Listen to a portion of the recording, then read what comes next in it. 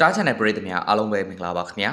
အခုတစ်ခေါက်တင်ဆက်ပေးမှာကတော့ရုရှားကလူစွန်စားတွေမီတာ1800အမြင့်ကမိုးပြန်ပူပေါင်းမှာချိတ်ဆွဲထားတဲ့ဘောလုံးကွင်းပေါ်မှာဘောလုံးကန်နေဆိုတဲ့သတင်းကိုတင်ဆက်ပေးမှာဖြစ်ပါတယ်ရုရှားနိုင်ငံကလူစွန်စားတစုဟာဆိုရင်တော့မိုးပြန်ပူပေါင်းကြီးကနေတွဲလောင်းချထားတဲ့ဘောလုံးကွင်းတစ်ခုပေါ်မှာမီတာ1800အမြင့်အထိတက်ပြီးတော့ဘောလုံးပွဲတစ်ပွဲကန်ခဲ့ကြပါတယ်ဒါကရေသက်ရှူမောစရာကောင်းတယ်လို့မျိုးအသေးရစရာလည်းအရင်ကောင်းပါတယ်ဒီစိတ်ကူးကိုတော့ရုရှားဂျွန်ဘာကစားသမားဖြစ်တဲ့ဆာဂေးဘွိုင်ဆော့ဖ်ကစတင်ခဲ့တာဖြစ်ပြီးအွန်လိုင်းပေါ်မှာပြန့်နှံ့သွားခဲ့တာလည်းဖြစ်ပါတယ်။မိုးပြန်ပူပေါင်းကြီးအောက်မှာတွဲလောင်းချထားပြီးတော့ရိမ့်ထိုးနေတဲ့စင်မြင့်ပေါ်မှာကစားခဲ့ရတာမို့ဒါကကမ္ဘာအန်ရဲ့အရှိဆုံးဘောလုံးပွဲတွေထဲကတစ်ပွဲဖြစ်လာခဲ့ပါတယ်။လေပေါ်ကဘောလုံးကွင်းတိဆောက်ထားပုံကလည်းအမခန်းပါပဲ။16အမြောက်10မီတာအကျယ်ရှိတဲ့စင်မြင့်ဟာ1.2တန်လေးပြီးတော့မြက်ခင်းတကယ်9တိုင်တွေနဲ့ပနတီစီဝိုင်းအစုံလင်ပါရှိပါတယ်။ကစားသမားတွေပါအပါဝင်ဆိုရင်တော့လေထဲမှာတွဲလောင်းပါသွားတဲ့စုစုပေါင်းအလေးချိန်ဟာ1.5တန်ကျော်ရှိပါတယ်။မိနစ်60အကြာတဲ့ဒီပွဲစဉ်အတွင်းမှာတော့ဘောလုံး20လောက်ဟာကွင်းဖေးကနေအောက်ဘက်မြေပြင်ပေါ်ကိုပြုတ်ကျပျောက်ဆုံးသွားခဲ့ရပါတယ်